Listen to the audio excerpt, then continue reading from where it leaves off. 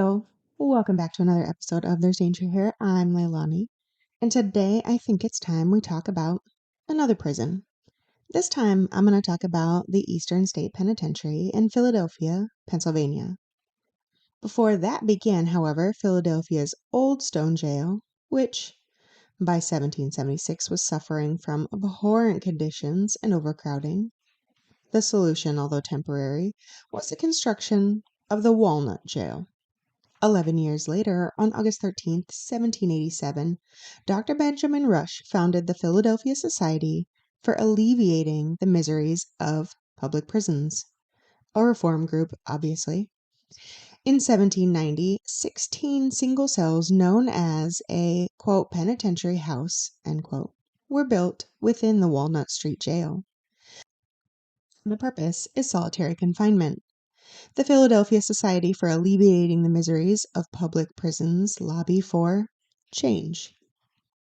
Finally, in 1821, Pennsylvania legislature approved funding for the new Eastern State Penitentiary. After multiple architects submitted designs for this new prison, John Haviland, a British architect, won the commission for his design with the capacity of about 250 inmates. The new penitentiary would cover 11 acres, and each cell had plumbed sewage and central heating for the cells. For perspective, President Andrew Jackson continued to use a chamber pot at this time. This penitentiary plumbed individual toilets into every cell. The drainage was aided through the use of gradual sloping and ended in a singular reservoir location. It had 7 long rows or blocks that began from a central location in the center of the penitentiary, making it appear as if it were spokes on a wheel. It actually became known as the, quote, hub and spoke, end quote, plan that other prisons would later emanate. The original one-story blocks had barrel-vaulted ceilings and skylights rather than any other form of electricity. The imagery was thought to cause a person to seek penance for their crimes, hence the name Penitentiary. The full penitentiary was rectangular with a large stone barrier, specifically schist and gneiss that came from local quarries, serving as containment or fencing that was over 30 feet high, 8 feet thick, and extended approximately 10 feet underground. Arrow slit windows were built into those outer walls, and there were towers constructed at the corners and at certain intervals along the way. Also built into the walls was a 3-story administrative building, as well as the original intake facility, laundry, kitchen, hospital, and a residence for the warden. There was a large gated entrance that led down a walkway leading to that center spindle area. The center hub contained 8 separate doorways that allowed staff to monitor activity around the grounds. It turned into a command center for guards and housed all the keys. The build site was approximately 2 miles outside of Philadelphia in an area known as Francisville, and was previously the site of a cherry orchard. The cost to complete this project was estimated at the time as $800,000, ending up costing approximately $20,000 less than this. While John Haviland won the commission originally, another architect, William Strickland, was chosen to oversee the construction of this new prison. Within a year, and after many situations in which William Strickland refused to adhere to the original design, however, he was fired, and John Haviland was hired to oversee the continuation of this construction. By April 23, 1829, legislation passed the, quote, separate or solitary confinement at labor, end quote, under the belief that solitude would help a criminal be regretful. This theory eventually became known as the Pennsylvania system. As part of this system, inmates are to have no contact with each other, and in order to maintain no contact, masks were created to be worn when inmates are outside of their cells. And these are not like the masks that we had in the COVID era. These were full-face masks. Additionally, cells are made with feed doors and isolated and had individual exercise yards to them. Inmates weren't physically punished, so there was no corporal punishment in this prison, but they were isolated in cells that were meant to appear similar to church. On October 25th, it officially opened and received its first prisoner, though it remained under construction for years. 2 years later, in 1831, the last original single-story cell block 3 was finished. The same year, the penitentiary received its first female inmate. Later, the women would be housed in cell block 7, as it contained the laundry facility added later into its first floor.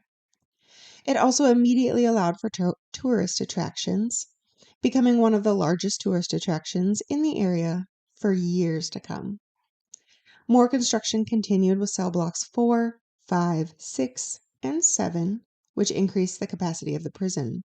These were built in between the original blocks and were 2 stories apiece. Cell block 7 itself contained 68 cells on each floor, for a total of 136. The last cell block was completed by 1836. While I did say corporal punishment was not allowed, in 1831, Seneca Plymley was subjected to a shower bath. As a reminder, this is when bucket after bucket of cold water are dumped over a person who is strapped in to a chair. In 1832, William Hamilton, an inmate who was acting as the warden's waiter, escaped by lowering himself from the roof of the front building. He is quickly captured, but he ends up escaping the same way 5 years later, and of course is once again captured. Hamilton was the first to escape this prison. By 1834, the prison was already under investigation, again for its punishments, though it said it didn't allow corporal punishment, against the inmates, along with financial abuse and other issues. One such use of punishment was the iron gag. This was a metal brace that was inserted into the mouth of an inmate while chains were attached to their wrists, which were bound behind their back. The more the inmate struggled, the tighter this device became. By 1835, there was a report that an inmate died while in the device, though after an investigation, the prison is exonerated from all wrongdoing. In 1842, Charles Dickens visited and was given access to some of the inmates. He recorded their feelings on the prison and later went on to write about it. In 1854, education reform entered the Eastern State Penitentiary, and for the first time, a full-time school teacher is hired on. In 1877, the penitentiary continued expansion by adding 4 new cell blocks. Though none of the new blocks have attached exercise yards, as they're created again in between the spaces of the cell blocks that had already existed. Cell blocks 8 and 9 were capable of housing multiple inmates, adding a second skylight in each cell. Still, it isn't for years until after this that solitary confinement is added and additional inmates are put into each cell. In the 1880s, cell block 3 was converted into a hospital ward. Later, an x-ray room, operating room, and individual cells for those that were contagious were also added, including adding grated metal fencing in the rear of the cells for air circulation, again for those that were considered contagious.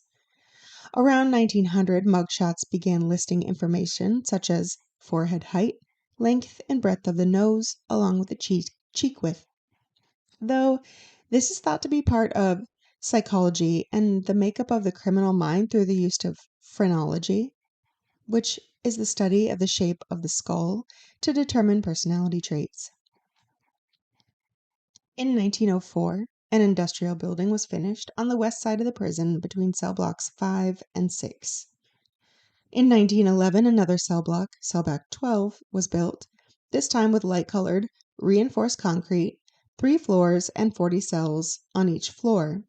The cells were smaller and less decorative when compared to the previously built blocks, including the removal of skylights, instead opting for slits for light on the walls. Between 1911 and 1926, cell block 13 was created specifically for punishment. The cells were 4 feet by 8 feet with an 8-foot ceiling. It contained a simple iron bed and a hole for ventilation, but no source of light. A radiator was placed in each cell, allowing those in charge to turn up or turn down the heat as they pleased. Here, inmates could be held for up to 30 days, depending on what landed them in trouble. In 1913, confinement with solitude is abandoned. Additional beds are added into the cells and further increases the capacity of the penitentiary. In the 1920s, multiple escapes had occurred, and as a result, security is finally pushed. Former military men were brought in, becoming security officers. Sentry boxes previously made of wood were replaced with brick. The Krag repeating rifle and Thompson submachine gun are also brought in. Metal head gates were constructed in each cell block to prevent inmates from making it to the central command center. The inmate visitation area is moved, and the amount of visitors at one time is now limited. Also in the 1920s, an investigation into the penitentiary proved that it's overrun with drugs and corruption. The landscape of the prison allowed for areas to be hard to view, especially with the addition of these multiple cell blocks that were put in between the original cell blocks. This allowed drug users easy places to use without being seen. By 1923, a grand jury was impaneled to investigate. The result was 6 former guards and 7 inmates being indicted on charges of smuggling and drug dealing. A drug smuggling ring led by a gang of inmates known as the Four Horsemen came to light. These 4 horsemen were self-appointed administrators of the prison. They formed a version of self-government. They printed passes with the word peacemaker on it, and with these, the people with the passes were able to move from block to block unabated. Even the guards let them move around freely. Those that opposed were strong-armed. When rival gangs confronted them, an on-again, off-again riot broke out that lasted 5 weeks. The result, after the riots were contained, was the confiscation of over 400 knives.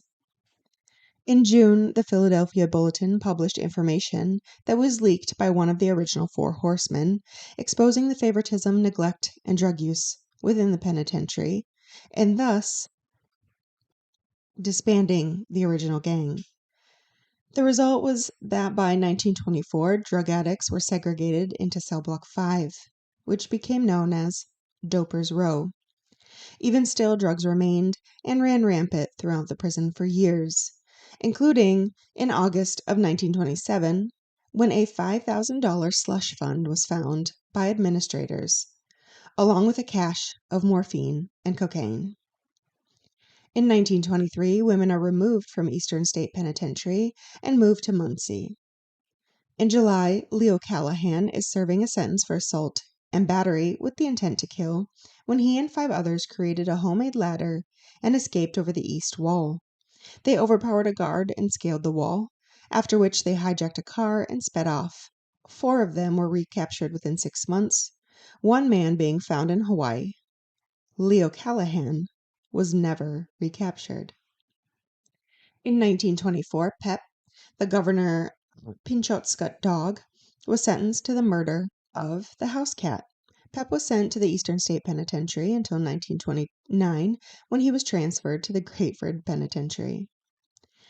In 1926, once again, construction began, this time on Cell Block 14, with another 3-story cell block that contained approximately 112 cells.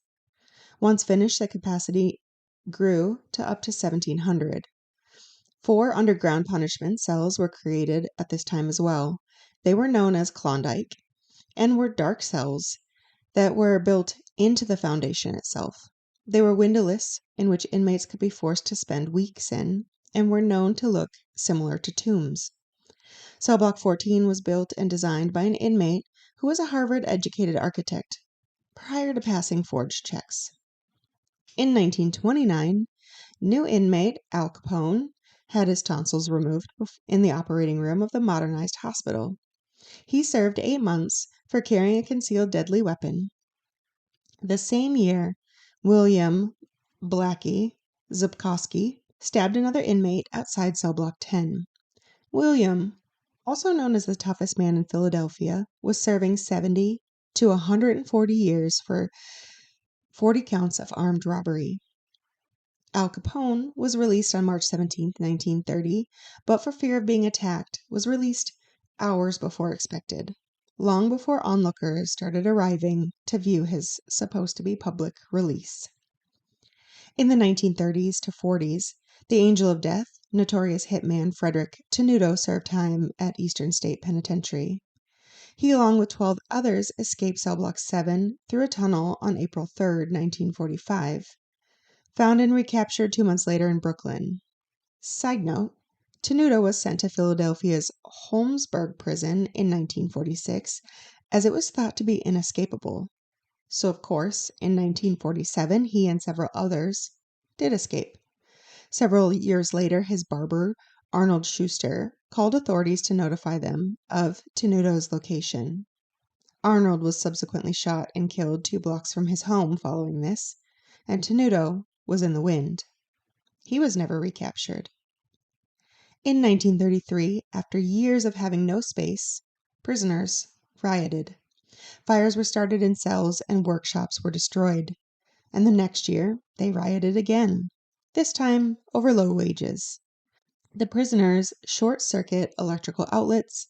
Again, they started fires, but the riot is stopped by Warden Smith with the use of force. In 1934, the youngest inmate, 12-year-old Wilmar Jackson, is convicted of second-degree murder and is housed at the Eastern State Penitentiary. The same year, William Francis Sutton, one of the most infamous bank robbers, was admitted there as well, though he was later released after many of his convictions were overturned due to technicalities. By 1935, the phrenology craze is complete, and inmates were now fingerprinted at the time of their arrival to the penitentiary. Henry Adams was an inmate to be fingerprinted, and this allows his recapture after his own escape attempt. In 1937, a structure was added to the front of the building for more security. This was a large metal door that could be electronically opened from the inside. In the 1950s, the penitentiary purchased energy from the city of Philadelphia for the first time, and as such, the original engine room is demolished, which allowed for a large athletic field between cell blocks 3 and 4 to be created. In October of 1943, Victor Andreoli escaped by hiding in a truck as it exited the penitentiary. He was originally brought into the Eastern State Penitentiary in 1937 at 22 years old for first-degree murder when he and an accomplice shot and killed a state police officer. Victor was found at a diner in Chester, Pennsylvania. When confronted by police, he fired a shot before his gun jammed, and he was subsequently shot and killed by police. In 1953, Eastern State Penitentiary was renamed the State Correctional Institution at Philadelphia, or SCI-PHA. The same year, a state investigation recommended the removal of Cell Block 13. And so Cell Block 15 was built and completed in 1959, and 9 of the 10 punishment cells in Cell Block 13 were destroyed.